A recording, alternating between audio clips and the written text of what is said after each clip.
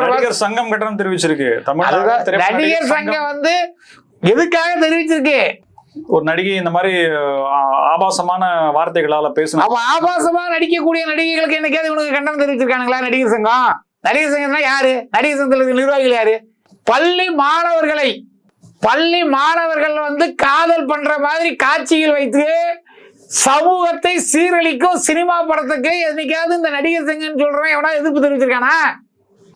பள்ளி மாணவர்கள் காதலித்து கலாச்சார சீர்கேடு செய்யற மாதிரி எத்தனை படம் வந்திருக்கு. அதுக்கு இந்த நடிகர் சங்கம் எவனாவது எதிர்ப்பு தெரிவிச்சிருக்கானா?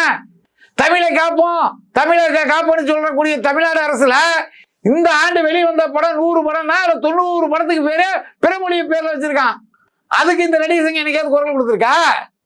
நீங்க வந்து தென்னிந்திய நடிகர் சங்கம் வச்சிருக்கீங்க, படத்துக்கு பேரெல்லாம் இந்த பேராவது தமிழ்ல இருக்கா? நீங்க பாத்தீங்களா?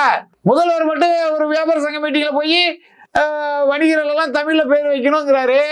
தமிழ்ல வைக்க ஜீவோ போட்டாங்க. அது எங்கேயாவது நடைமுறையில் இருக்கா? சென்னையில எங்கேயாவது நடைமுறையில் இருக்கா?